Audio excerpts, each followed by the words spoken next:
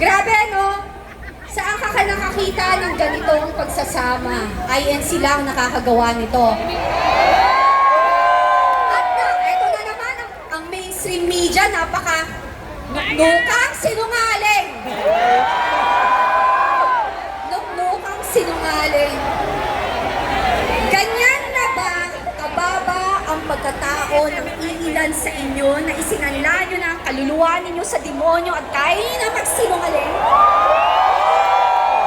Grabe, hindi kayo naawa sa mga anak ninyo, pinapakain yung pera na galing sa nakaw. Kakapal, di ba? Alam nyo, kayo, ang sarap ng buhay nyo ngayon. Akala nyo lang. Pero bukas makalawa, pa-check up kayo lahat. May sakit kayong walang lunas. Yan ang karmang tumatama sa mga taong mga sinungaling, magnanakaw at kumakampi sa mga demonyo.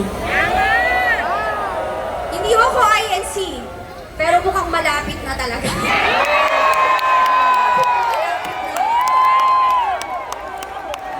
Natapusin lang ho natin itong laban na to. Malapit na. Naging protestante na ako. Born again Christian ako. Born Catholic ako. Pero eto, very inspiring.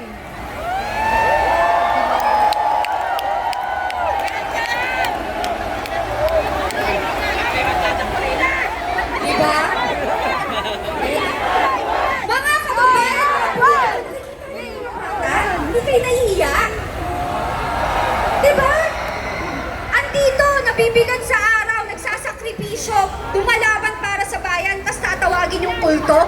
Kung sila kulto, gusto ko na maging membro ng kultong to.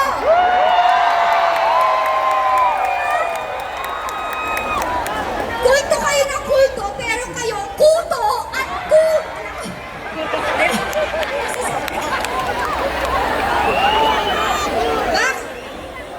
Bakit sila? Sandali lang po. Ba't sila kuto? Di ba? Sumisipsip ng dugo, nanguubos. O di ba? Yan ang ginagawa nila sa kaba ng bayan.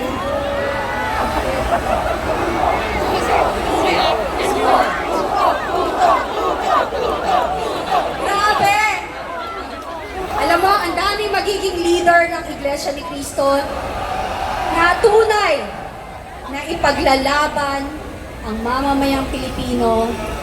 Diba? Ang gagwapo pa! Kaya kayo dyan na naninira sa Iglesia ni Cristo, inggit-pikit lang kayo. Inggit na inggit kayo. Hindi nyo kasi kayang gawin to na tunay na sama-sama. Sa mga at saka kayo, yung mga naninira sa inyo, yung mga sandamakmak na page sa Facebook, at saka mga troll, nakalista kayo, ipapatawag namin kayo lahat, di namin kayo papatawarin. Hindi pwede, sobra na kayo. Sabi nga na sa Bible, di ba? Di ba meron tayong mga anghel na kapag nakakita ng demonyo, hindi pinapatawad, kinikitil agad at inuubos. Ganun dapat. So mamili kayo mga politician. Sino kakampihan nyo? Ang Diyos sa langit o ang demonyo dito sa ating lupa?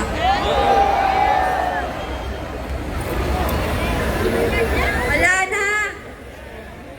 Hindi na tayo pwede. Hindi na pwede to. I do not forget. Exactly, we don't forget ang mga kalokohan, kasinungalingan, at kahirapang idinulot nila sa mamamayang Pilipino. May bagyong darating na naman. Baha Diba? na naman. May bagyong darating na naman.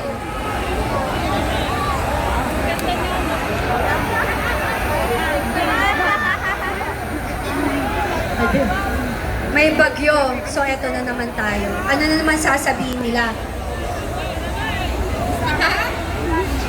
Bagyong bongbong.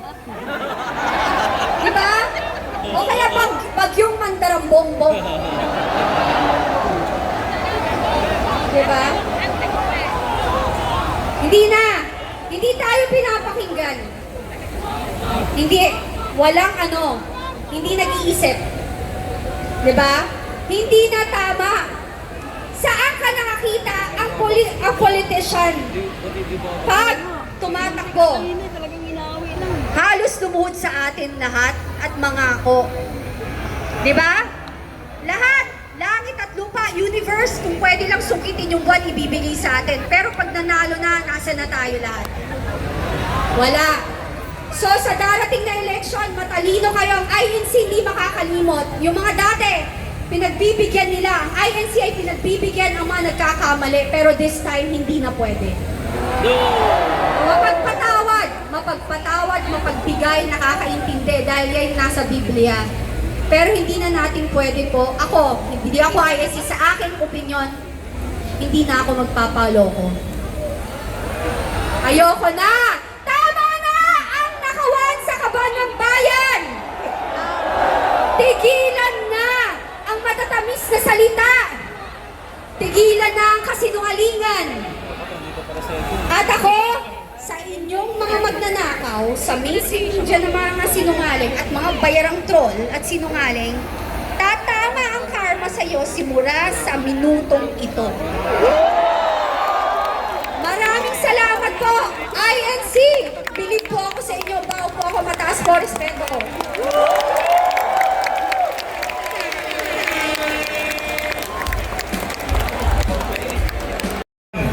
Bilyon-bilyong kinuha sa DPWH para sa mga maanomalyang proyekto.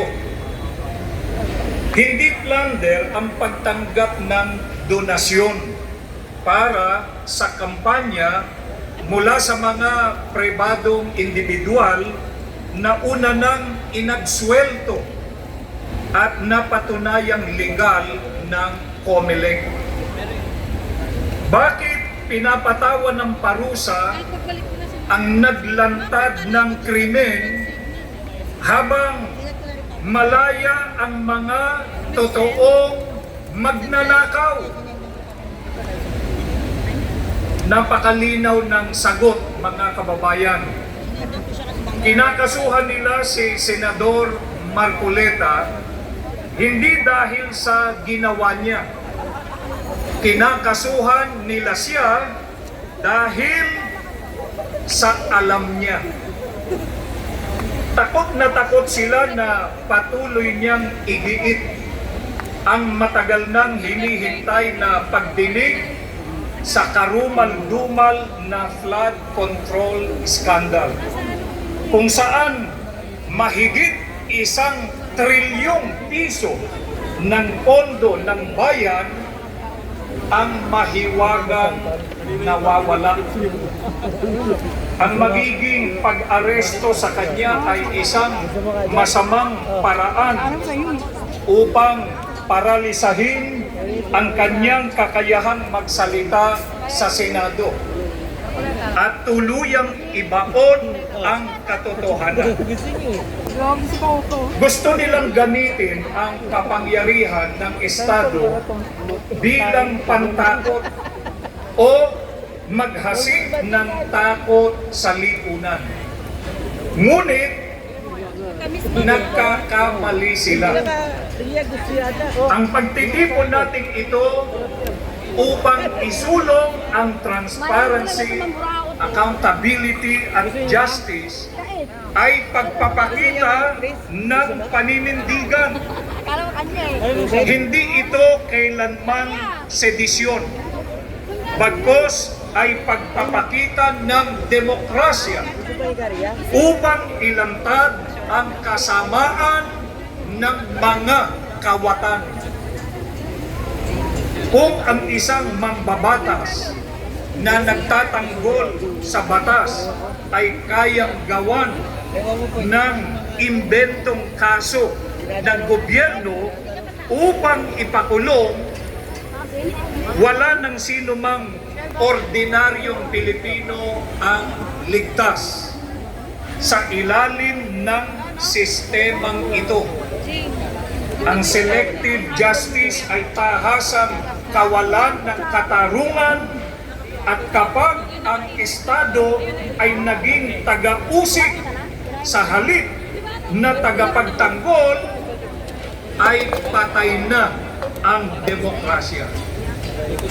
Dapat maalaala ng mga tiwaling opisyal na ang inyong posisyon ay hiram lamang mula sa mga naghihirap na taong bayan na inyong ninanakawan. Sa tulong at katarungan ng Panginoon Diyos, ang katotohanan ay mananaig. Ang mga huwad na naratibo ay mabibigo at malalantad ang kasamaan. Isigaw natin lahat, sabay-sabay, isigaw po natin, hustisya para sa taong bayan! Justisya para sa taong bayan! Hustisya para sa taong bayan! Justisya para sa taong bayan! Panagutin ang mga tunay na kurako! Panagutin ang mga tunay na kurako! Panagutin ang mga tunay na kurako! Panagutin ang tunay na mga kurako! Maraming salamat po. Marlon, bila po tayo makikita.